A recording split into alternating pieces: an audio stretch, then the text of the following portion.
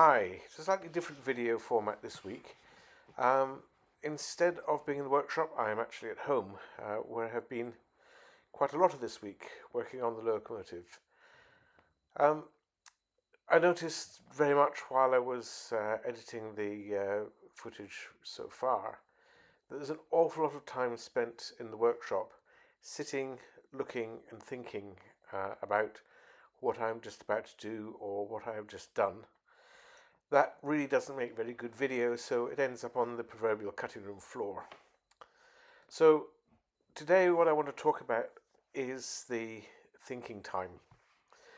Uh, as I said, in the workshop you need to think, you need to pay attention to what you're doing and carry on with what you're doing so that you get the results you need. But at the end of the day, you have to do some preparation beforehand. And I'm going to talk a bit about that today. When I set out, I had rather hoped that I was going to be able to follow on from the drawings from Clarkson's with my own hand drawings for whatever I need to do, and I didn't really expect to be needing to do a great deal. As you may have noted from what I've said in the workshop videos, the drawings from Clarkson's are very deficient in dimensions, details, and really are quite difficult to work with. Um, what I also found is that there's some just things that are wrong and inconsistent on the drawings, and the first thing that became a problem was the connecting rods. So having figured out that the drawings for Clarkson's just weren't consistent, I decided to draw up myself the outside connecting rods, which have a rather interesting and unusual forked end. So I proceeded with this and got this far with a view to sending them off to Model Engineers Laser. And I did send it, but at the end of the day, I kept looking back at it and finding my own inconsistencies and errors in hand drawings, and the amount of time it had taken was rather longer than I wanted. So what I have done is I have bit the bullet and reverted to CAD. Now I've got some history with CAD. I mean, when I started out my profession, we did everything hand drawings, and I learned quite a lot about hand drawing and processes, working in the States and working in the UK. And I followed the American high-speed practice of working on mylar and paper, largely with pencil, and then doing ink drawings when I started working more professionally in the UK. But that was such a pain. The amount of time I've lost to cleaning rotary pens over the years is really not worth considering. So I wanted to be an early adopter of CAD, but I found it very difficult. And eventually I did settle on Vectorworks because its workflow when it came out, and we're talking 40 years ago now, nearly 30 years ago, its workflow was closer to drawing than things like AutoCAD, and I really have never managed to get my head around AutoCAD. So I actually professionally. I stopped drawing when my company went over to AutoCAD, and I've avoided CAD since. So it's been a bit of a rapid process of learning how to do CAD again. And what I settled on in terms of software was a thing called QCAD, which is what you can see here. It has all the basic tools. It's a 2D program, not a 3D program. But no matter that it has helped me work out some stuff. And this week, particularly, I've started to get rather bogged down in the process of designing or redesigning or just making work the valve gear for the engine. So valve gear consists of a lot of little bits, all have to work in harmony, and it's very challenging to make sure they're all in the right place and going the right way. One of the doyens of valve gear is Don Ashton, and he has left us his spreadsheet, which allows you to enter basic information and work out roughly what the dimensions are of all the different pieces that we need to put together to make the valve gear work. The idea is that you can pick up those dimensions from the drawings and work them out from there, basically, and see which dimensions are correct, which dimensions are not, or at least if what you have on your drawing is going to work at all. Well, it became pretty obvious pretty quickly that the actual dimensions on the Clarkson's drawings were rather less than adequate, and I put out a call, as you do, to see who knows any better. I very promptly heard back from John Dalton, whose father had built a shower from the Clarkson's drawings some years before, and very obviously from this YouTube of the thing running, it is working very well and properly. John explained that what had happened was that his father had started from scratch with the drawings and actually redrew all the valve gear and calculated it on paper so that it actually all works. Obviously, this is a great help, so I started off by taking the drawings and started working with those dimensions, albeit that the valve chest dimensions on my model vary slightly from the Clarkson drawings, and I'm basically working from there to develop the valve gear parts that are going to work in my one. So thank you very much for this work. I looked at that and tried to plug those numbers in, and I was still struggling a bit because the dimensions of the valve chests, as again I pointed out earlier on the videos, is not quite as per drawings anyway. So I'm trying to match up the dimensions of the bits that I have already built and the workings of someone else to design valve gear was a bit of a challenge, and has been a bit of a challenge. Also, I need to acquire an understanding of exactly what all the bits are and what they do. So I then went out and bought Don Ashton's books and have been reading them. The two I got are very much similar. They're just published and printed at different times. They have helped me get a bit further with the effective layout of the valve gear, though I don't think I'm quite finished yet. To get the data into the spreadsheet requires quite a lot of jumping back and forward between the drawings in the CAD drawings that I've made for the bits and for John Dalton's father's work, and then putting the different numbers into the spreadsheet and making sure that it all starts to look sensible. Once you've done all of that and decided where you're going, you can then start looking through the other pages in the spreadsheet, which start to give you some of the results. Ultimately, it will give a set of numbers, but really there needs to be further work done in order to determine whether this is actually going to do what you want or not. And the way this tends to get done is you use one of the various valve gear modelling programs that are out there. The one that I've chosen to use is the Wallace program, written by an Australian, also is sadly no longer with us. It's a very basic program that runs in Windows, which doesn't help me a great deal being as I'm on Mac, but I have found a way of doing it. So I can then basically take the data out of the spreadsheet, and the last page on the spreadsheet gives you exactly the numbers you need to input into the modeling software. And from there you can start to see how the valve gear is actually going to perform to an extent. Of course, all these modelling things are not perfect, and unfortunately they're all based on sets of assumptions.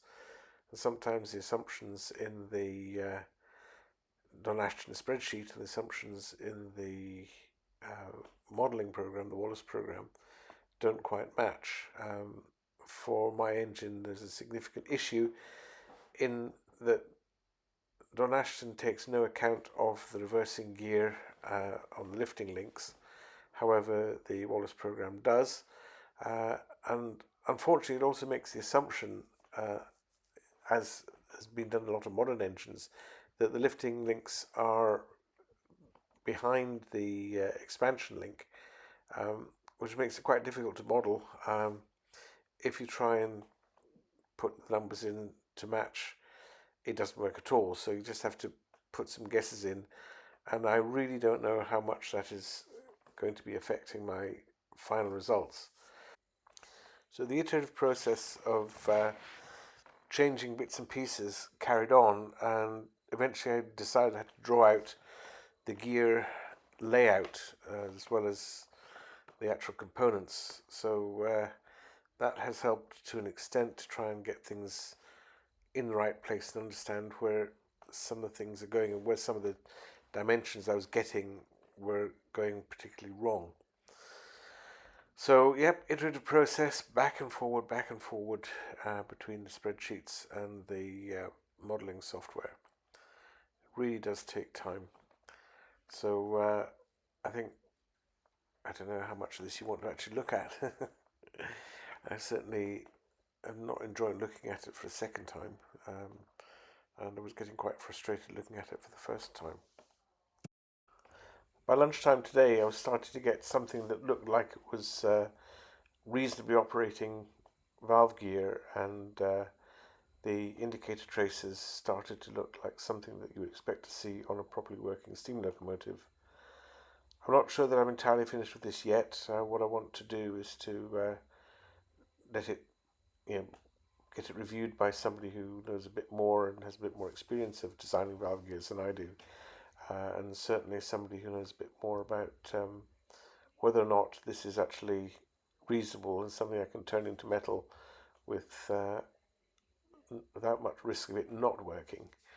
I don't mind doing a bit of rework, but I would like to be able to get the thing going, and hopefully it works, at least runs on air first time out of the box. Failing that, I think I have to reconsider exactly where I'm going with this project. So here's the CAD drawing of the outside conrods. This was the drawing that really forced me into picking up CAD again in order to get this project working. So the point of this was to get laser cut parts, and today Model Engineers Laser have delivered these to me.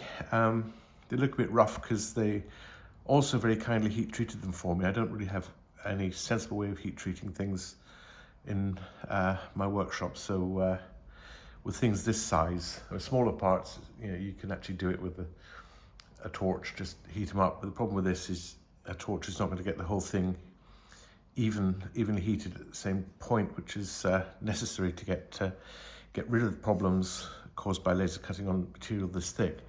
So that's what you get, and plonk it down on the drawing. Perfect. So laser cutting and Model Engineers Laser are a great resource for what we're doing here. So this is a big chunk of metal because we have to cut this out of it. So there's a lot of material going to waste. Well, swarf. The challenge with this is to get a good finished result that's accurate to the model. If I had not got Model Engineers Laser to do this, I would have had to buy a huge chunk of this 20 odd mil thick steel, which actually in a sort of minimum quantities is cost more than it's cost to get these cut. So this is, to me, a good solution to getting parts of this nature for the engine. Now this is the other drawing for conrods that I did, and this is the other part that's turned up today. Again, perfect to drawing, except for what's going on here.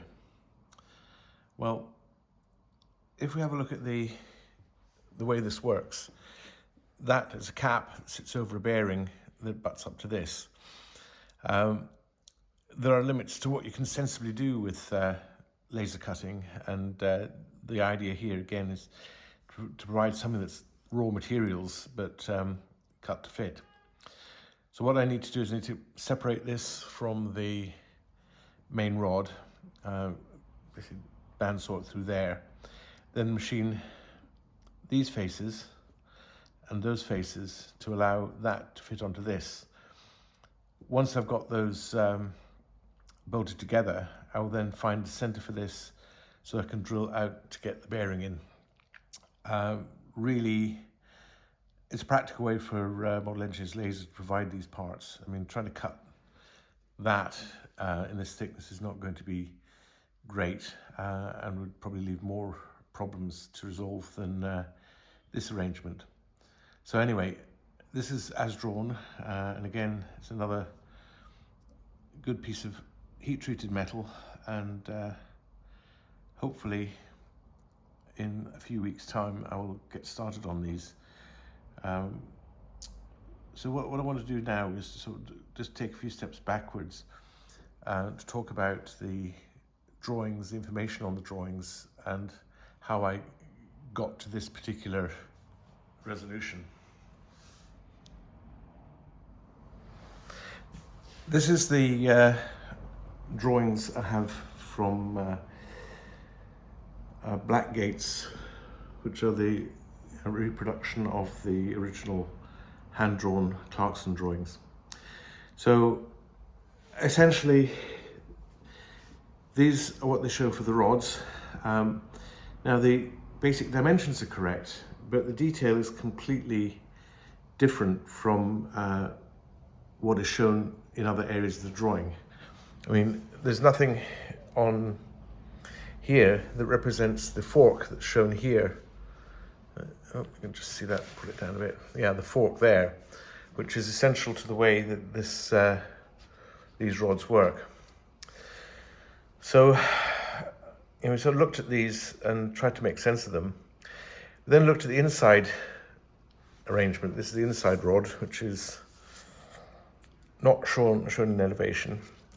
We've got the outside connecting rod there. We've got a plan of the inside connector rod, which has different center dimensions. It has this little detail here, which is a marine bearing, which is not really much like what we actually need to have. So anyway, that's my laser cut part, and that's how that's going to work that way.